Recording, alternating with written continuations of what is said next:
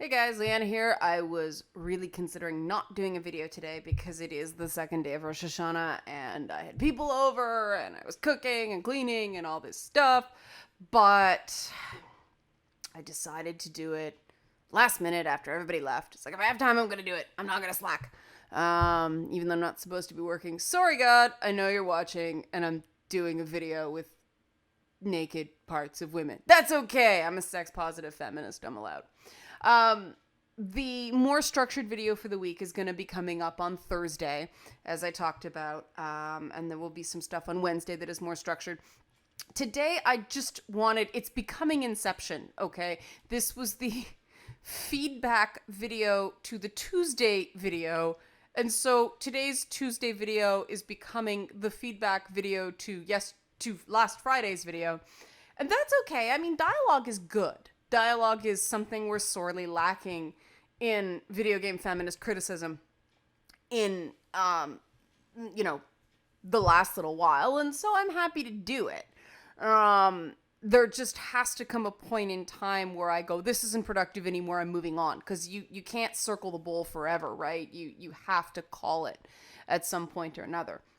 But that being the case, I wanted to address sort of the three main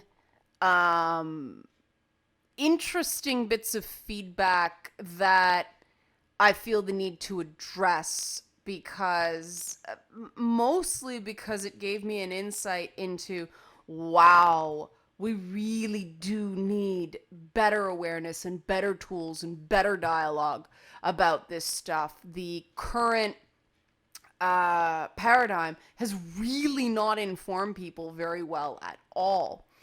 And it came from the feedback from this video, and I guess this is the benefit of having comments and being accessible on Twitter and actually talking to people, that you get this sort of thing and you learn a lot. I learn a lot.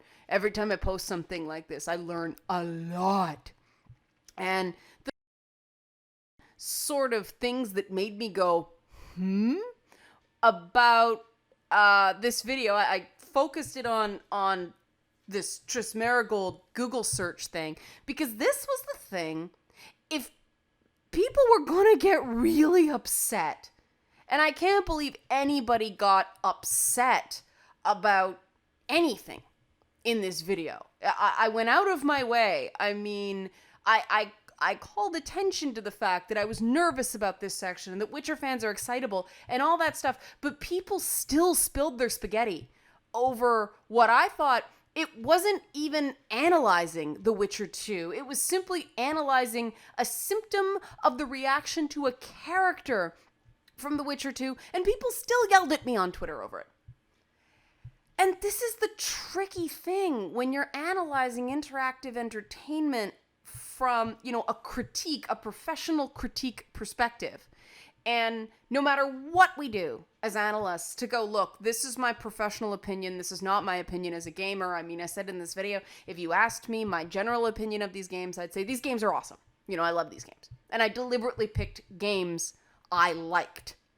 But people still got very upset. I mean, multiple people came at me with, I strongly disagree on this. And I'm like, how could you even disagree at all? It's a symptom. It's just an observation. For those of you that didn't see the original video, it was an observation that if you Google just the character's name, just Triss Merigold, with your safe search off, not Triss Merigold naked, not Triss Merigold XXX, not Triss Merigold nudes, nothing like that, just the name Triss Merigold, you get photos. You can see kind of her butt there and a little bit of boob. I'm not going to label this not safe for work because you can't see it right away.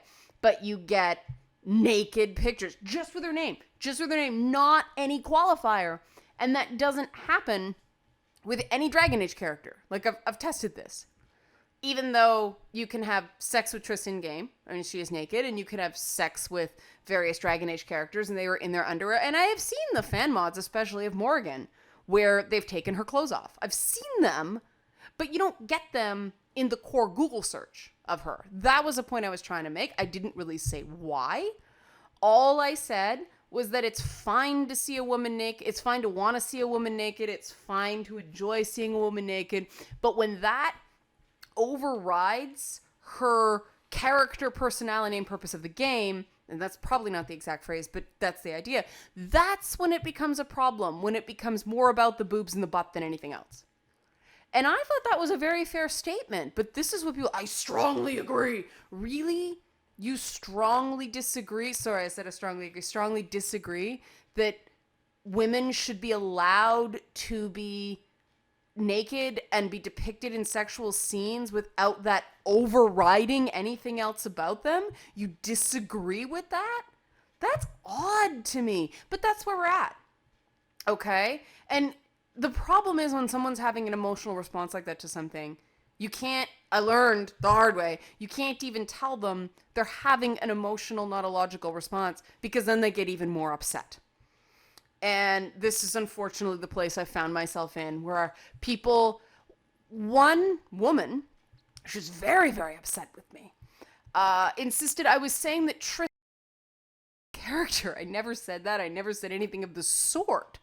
And that's why I was so perplexed that people are so fixated on, I mean, there's a wallpaper you can see here with her with naked boobs. That's not, like, this is the sort of thing that sex positive feminism is trying to go, no, women should be able to be naked and be in sexual situations without that overriding every other part of our existence. And this is a very personal issue for me because, you know, in my personal journey, I did a very risque late night show.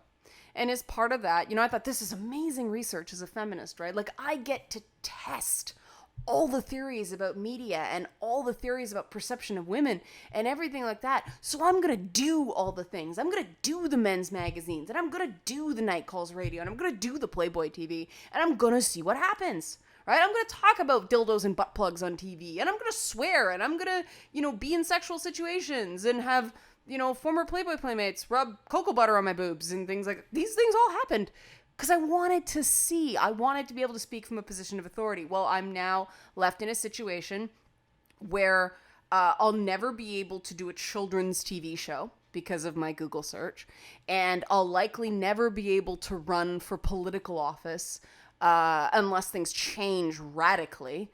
And every so often, somebody decides to slut shame me and tell me I'm bad at my job because they find some naughty photos on the internet. This is a reality. And this is something that, you know, if you find a picture of a guy in a bathing suit, which is the equivalent to the stuff that's out there that people used to slut shame me. I mean, there's jungle girl photos and you know, PVC red outfits that were reference shots for a comic book cover that people used to say, look, she's a whore. And you don't even see nipple. I mean, they're just, it's like wearing a bathing suit. And, you know, if you see a picture of a guy with his shirt off on the weekend at the cottage, does everybody freak out and go, no, he's bad at his job? Suddenly, no. And these are the stupid things that shouldn't matter. But we constantly have to remind ourselves that they do. And that's stupid and frustrating. And that's some of the things that, you know, is that the same as some of the things that people have to deal with in the third world? We're not supposed to say third world anymore, but the emerging world. No, it's not as serious. But it is an intense frustration, and it's a spectrum of the same issue. The reality, we see boobs and people freak out. And as much as people think that's flattering, it's really not. I mean, I know from my own personal experience, I got so sick of people telling me I was hot instead of, you know, there was a period there, I was like, from the age of like 26 to 28 into 29, because it was about then I started going, I have to start refining my image. I can't deal with this anymore. I can't do anything else. I am being pigeonholed. I am being backed into a corner career-wise. Because all I got, oh, she's hot. Oh, she's hot. Oh, she's hot. But I got treated like I was stupid.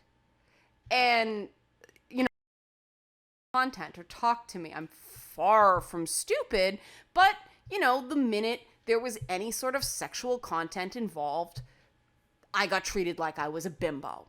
And this is why I am personally sensitive to these issues, and I want to talk about them. Because in my world, in a perfect world, a woman could walk down the street naked, walk into an office, put on her clothes, and no one would treat her any differently. Why? Because it's just a body. It's just nudity. That's the way we were born. That's the way we're naturally created. So it shouldn't be a big issue. Now, that would completely undermine the entertainment industry. I understand that. But, and I mean, that's obviously a utopia that we will never quite get to, but we can do better than we're doing. And, you know, my issue with the reaction to, you know, the way the response, all, like, you guys have to understand this comparison, this Google search comparison said nothing in particular about the game. It was about how people are engaging with the game, how they are responding to the game. And that is a different thing.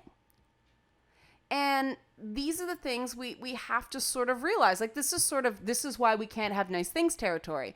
If you can't see a woman as anything but naked the minute you see a fictional female character naked, that's not okay. Because that means that, you know, that is a loss of personhood. That's what we mean by objectification.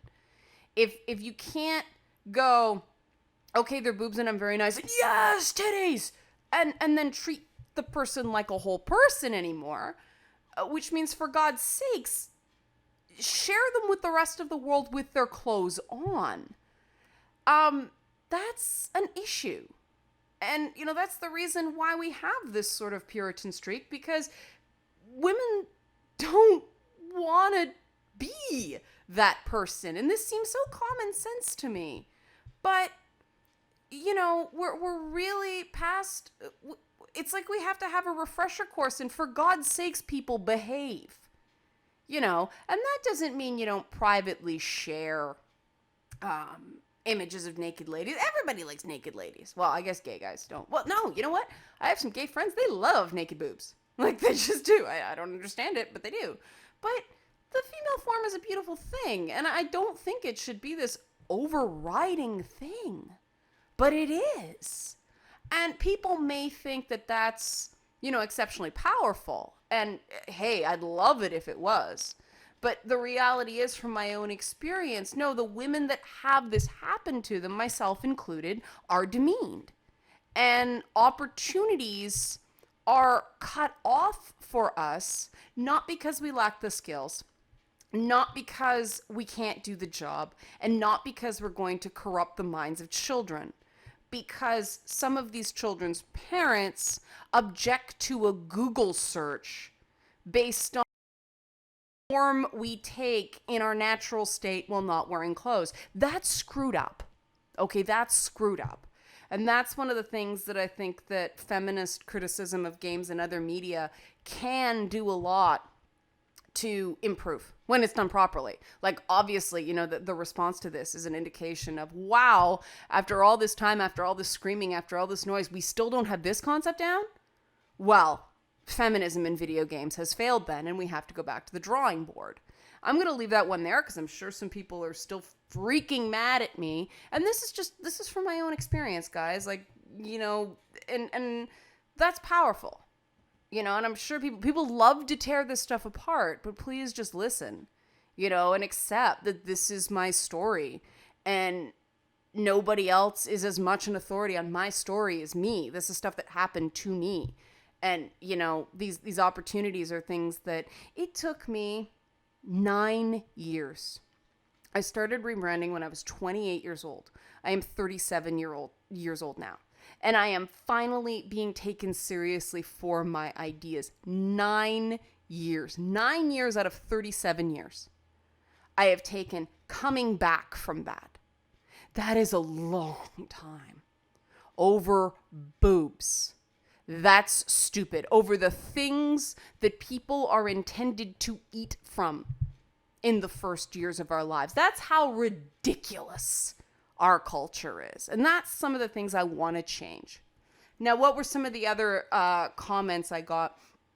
I actually got accused of being sex negative by a few people. I was like, hopefully by what you've just heard, it's very clear I'm not sex negative. I don't want people to cover up. I want people to be more mature about sex and sexuality. And, I see conversations with Mercedes Carrera where people are like, I can't watch your stuff. I respect you too much. Porn stars make money through having sex on camera and people wanting to watch it. People should be able to watch porn content from someone. And that doesn't mean I'm telling everybody, you must watch porn. But if that's someone's job, you're not disrespecting them by consuming their product. That's what they intend you to do. I mean, nobody makes porn and doesn't want anybody to watch it. And I know this is something we have to get our heads around. Like, we're very bent on sexuality especially when it comes to women. But a lot of men are quite twisted, by association regarding sex and sexuality. And I saw this stuff and it's like, wow, yeah. I knew a woman who was a triple major in university. She was brilliant, beautiful girl. And she did a piece for her school newspaper about stripping, exotic dancing. And through doing this, she realized that she could make a lot more money stripping, working a lot less hours a week than she could waiting tables or any other way to make her way through school. So she kept doing it. I mean, that is an intensely logical response. The problem she had is she was too smart, and the men at the clubs, when they talked to her for too long, respected her too much to pay for a dance, and so she made less money, and so she had to sort of dumb down so men would be comfortable giving her money to shake her tits and ass. That baffles me. I guess because I grew up on games and we get characters like Fall from Grace from Planescape Torment, who is a thought hooker and things like that, and it's like, maybe it warped my perspective, but I hear things like that. It's like, man, what's wrong with people? I mean, I think it's amazing when a woman is a total package or when a man is a total package, when they're sort of owning it and they do everything consciously and everything deliberately and they're in charge of their sexuality and they're like, I'm doing this because I choose to. I choose to say yes as well as I choose to say no. I think that's amazing, but the world doesn't agree with me. And we're back on this same topic. The last thing people said that I feel I really need to deal with is this idea that it didn't bother me. I heard this a lot to things. And this is one of those things. It was said to me mostly by men. By mostly, I mean, well, I don't want to single anybody out. I try not to because it's uncomfortable. And the reason I bring up this feedback without naming names is and I'm grateful for people having the balls, pardon the gendered term, to speak up and say these things so I can look at them and examine them and respond. And I don't want anybody to be embarrassed because I bring up their feedback and seem baffled by it. This is an important part of the dialogue, okay? Like, people have to ask these questions so I can say, well, here's the issue here, okay? Here's that thing you didn't consider. And it's very interesting to me when, especially something like this issue, where, a woman is naked in a game and some people get very hung up on it. And, guys saying it doesn't bother them. Well, they're never going to be in a situation that is similar to this, right? I mean, there's this complaint that, when men are seen as naked in games, it's seen for humor. Well, a lot of the time, that Ratchet and Clank thing and that tropes versus women thing, that was for humor too. It's all how we perceive. It's the lens we see nudity through that's the problem. And a guy running around in his underwear isn't seen as this destructive force in society that a woman running around in her underwear is. And that's a big deal. And I know there are some people that argue that the male body is seen as ugly and that's not good either. And I agree with you. I don't think men should by default be seen as ugly, but trust me, go out with a group of women to see any Chris Hemsworth film. You will realize that women are just as visually stimulated. as men when given the social license to be. And that's anecdotal, but this, it's backed up by science. It's that whole question bias thing where people are like, women aren't as visually stimulated as men. They actually found when they actually go right to MRIs of the brain that there's very little difference. It was the self-reported stuff that was radically different. And that didn't surprise me at all, but now we're getting this awesome science that shows that no, women do have physically, they are stimulated physically. And the other thing is that men are actually attracted to a much wider, a much greater diversity of women than the media would have you believe. They've done study after study after study that, what people think they're attracted to and then what their core physiological responses say they're attracted to are very different things. So there's a cultural element to what people are willing to admit they're attracted to. And go and look for the studies. This is off the cuff, so I'm just coming at this through, stuff I've read. I'm not citing anything because this isn't the place right now. We don't have time. But the whole, it doesn't bother me. That's fine. That's valid. But it doesn't bother me shouldn't be grounds to dismiss. And I'm not saying anybody did. They were just sharing their perspective. And that's totally fine. I'm not trying to rebut or debunk what they're saying. I'm just pointing out something so that we can all sort of have a takeaway. It's a teachable moment, if you will. Just because something doesn't bother you, doesn't mean it's not. Avoiding using the term problematic, because unfortunately, the term problematic, allow me to digress for a moment, because this is significant. The term problematic started being used in academic discussions of culture because like I was part of it, academics felt that it was too strong a word to say something was a problem or something was harmful, right? Because there was no proof. There were issues with it that were dicey, but it was inaccurate to say it was harmful or a problem. So the term problematic was created for that gray area of not 100% completion in terms of social justice, but not really an inherent issue that needs to be stopped and banned and all that stuff either. The problem is that the meaning of the word is shifted, right? And when it pulled into popular usage, and you got stomped on for saying something was a problem, a flat out problem, or saying something was harmful, instead of saying something was problematic back in my day when I was taking gender studies. You said problematic because you couldn't prove it actually hurt anyone. Now, let's face it, the word is used for code, for this is damaging and destructing and will destroy your children's brains and all that stuff. I mean, that's how it's being used, right? The word has evolved to the point that it's useless. And I had to learn in popular consciousness, because I came out of only being exposed to the word in academia. The word meant one thing to me and meant something else to other people. Right up there with things like toxic masculinity. I mean, people have watched previous videos. There's toxic masculinity, there's toxic femininity, there's toxic elements of lots of elements of culture. But unfortunately, because we talk about toxic masculinity so much more than toxic femininity, people immediately have an emotional response to it. So again, the term is no longer useful. And somebody brought up to me the other day that I'd used the term toxic masculinity in the past. Yes, at an academic conference, at a colloquium about science fiction, because that was the vocabulary of that place. But it does not mean that I think all men are shitlords. That's insane. Like, that's not what the term is. The whole idea behind toxic femininity and toxic masculinity, guys, is that this idea of a very rigid gender binary that has been becoming increasingly, God, I keep messing up today. I've had too much sugar. It's Rosh Hashanah. I've had a ton of honey.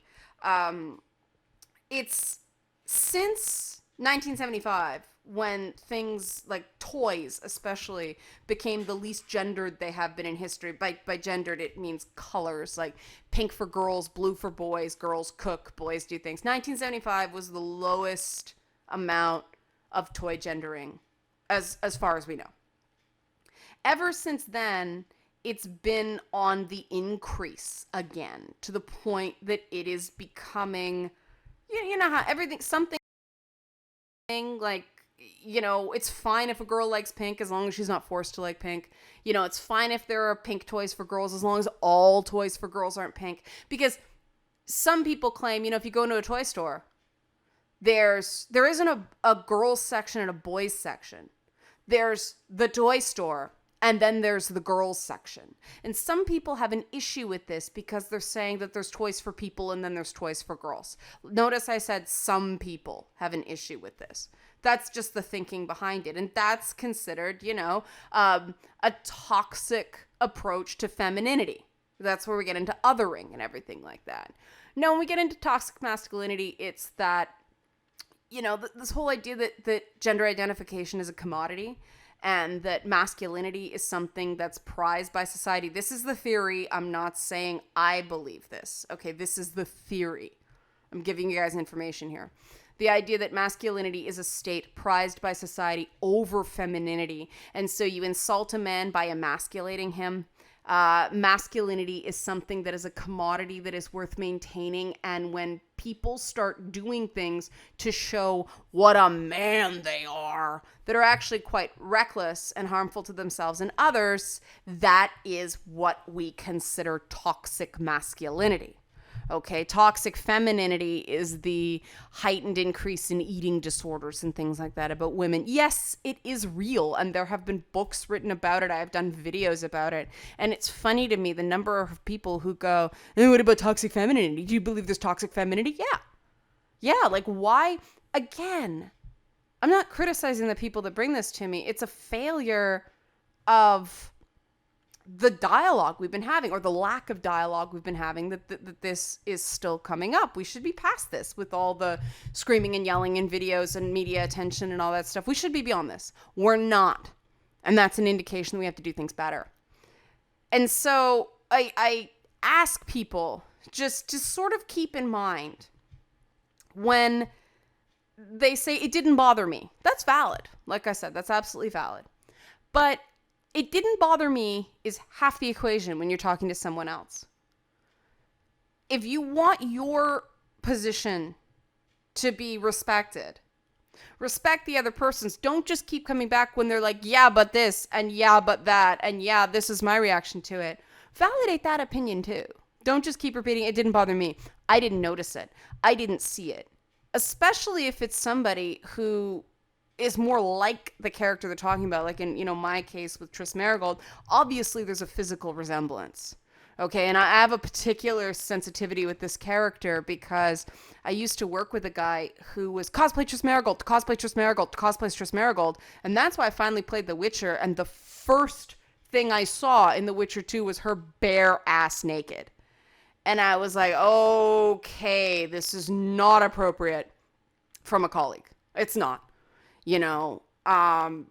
I felt uncomfortable. And that, obviously I'm not telling the whole story. I'm telling how it made me feel. Okay? To be completely personal, honest, for those people who say I was an uninteresting character, I'm looking at her going, she's smart, she's a diplomat, she has people skills, she's one of the few characters in the game that doesn't go charging in, but she's treated as a background character who's that, there's always a rabbit for Geralt to chase, like a greyhound through the whole thing. In The Witcher 3, it's Ciri, and in The Witcher 1, it's Yennefer, and in speaking, so to speak, they were setting it up after the last book. In The Witcher 2, it's Triss. And, she's more of a plot device than a character for most of the game. And so I was just like, whoa. And like I said, it's very personal. But that's why I started looking into this character and started going, no, Triss is my girl. I find her very interesting. I like the fact that she has a softer edge. I like the fact that they didn't make her all the things, especially in The Witcher 3, because I think she's an amazing counterpoint. Like her and Yennefer and Ciri work very, very well together because they're so different. And that is so rare in a video game that you actually get women who are defined characters instead of being all sort of wooden or all sort of perfected. And I thought that was amazing. And that's why why are people so fixated on our boobs? And yeah, that's going to bother me, but it's not going to bother someone else. The same way, the depiction of an Asian character is going to bother my Asian friend in a way it's not going to bother me because I'm not affected, right? And so when somebody who obviously identifies more with a character than I do goes, I have a problem with that, I go, whoa, okay, tell me why. Because that's a great time to learn something. That doesn't mean you have to get up in arms and feel the same way. But instead of going, didn't bother me, it's much more productive to actually listen to what the affected person is saying. Because it's going to broaden your horizons of how other people respond to games. And I mean, the most productive conversations about video games, one of the things I love about, sane BioWare fans, not the outrage warrior BioWare fans, but the sane BioWare fans, is you can have these crazy conversations about choices people made. Those great dialogues, who did you, romance in the first game, second game, third game, did you sign with the Mages or the Templars, all these different choices. And there are no wrong answers. And so you have these really great conversations with people because, like, what'd you pick? Really? Oh, I didn't get that, but I did this. Really? And no one's right, no one's wrong. But it's this really cool bonding experience, And so that only works until people get so emotionally invested in something or they check out emotionally. Either extreme is something that makes the conversation less productive. And so, and I guess I started with one extreme, which is I strongly disagree on something that didn't really require strong disagreement. But strongly disagree, it's like, really? About a Google search observation. Really? Strongly disagree. Wow. Okay. Those are those moments I have to go, hold on. I have to recalibrate here because there were things I thought people would take issue with, but it wasn't that. It wasn't that element. Because, I'm not going to get into why, but it caught me off guard. And unlike some people, I don't just block, I'm like, why? And conversations that start that off the rails rarely tend to get back on the rails because there's just too much emotion. And they usually end up in a place where the person is seeking validation in the wrong ways. So they're like attacking, expecting to get a pat on the head. And I don't think they even realize they're doing it. And that, to me, again, is the passive aggressiveness that comes with the feminine sphere, because women, they're finding increasingly feminized tendencies in society this way. And I don't like masculine and feminine when it comes to character traits. I think that's unproductive, but people use them that way. They assign, bravery is masculine, even though it's not. And tenderness is feminine, even though it's not. And this is the bullshit we have to deal with. And the idea of passive aggressiveness or, what's the word I'm looking for? Indirection, manipulation is seen as a feminine trait. And that, but we're seeing that more and more, the relational aggression, and I'm using $1 million term there, but that's what it's actually called. We're seeing it more and more in men as well as women. And, when men's rights activists talk about the feminizing of men, that's part of what they're talking about. Yes, I do read those things. I don't just live in an echo chamber. I do read, quote unquote, the other side, for lack of a better term, because there's some stuff there. There's some stuff there that's thought-provoking, and I don't reject it outright. It's like, let's consider this concept. And that's all I'm asking people to do for my stuff, too. So when somebody comes at me going, I strongly disagree, it's like, okay, I don't know what to do with that. It's, yes, I know that people like, spur of the moment, keyboard warrioring, and they write things in a panic, and people, freak out online because it's very easy. But that's not going to get you a good result. And this idea that I need to personally explain a concept to 3,000 or 4,000 people with every video, that's just not possible. And I'd much rather deal with the civil comments that ask a valid question. I mean, this whole video that I'm talking about now as a follow-up came out of somebody just going, I really appreciate the bolstering you're doing of gamers. We really appreciate the support, but I actually want to know stuff you don't like that you're critical of. And I listened to that person, and another person said similar, and another person said similar, and I'm like, all right, they were respectful about it. And you just get better results when you're not coming at someone like a ton of bricks. Because, we're not going to get anywhere if I can't make a video like this saying, this is my professional analysis, which is separate from my personal opinion, which I know some intersectionalists will go, no, not possible. The personal is political.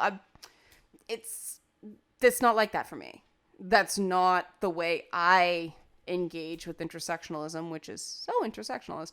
But I'm one of those people that I want to move forward, and I want to build, and I want to have these dialogues. I mean, and I'm aware that this YouTube channel is kind of hitting a critical mass right now where it's getting really big, and I can't respond to everybody one-on-one.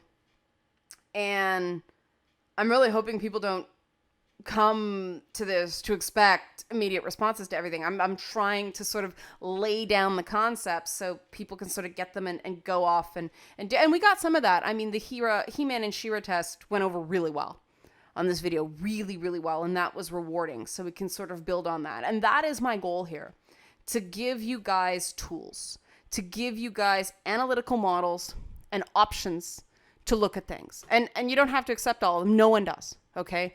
I'm giving you the benefit of my knowledge so you can get the same facts in a more fun and expedited way. I know what? You expedited? No, you're rambling. No. Compared to the boring ass lectures and the boring ass books I had to read in boring ass courses, guys, this is fucking Family Guy of feminism, okay? Like, you have no idea how dense and boring some of this shit gets, because it's cultural studies and then sociology and then media criticism and then what's the other thing? Philosophy. Boring, boring, boring, boring, and very boring.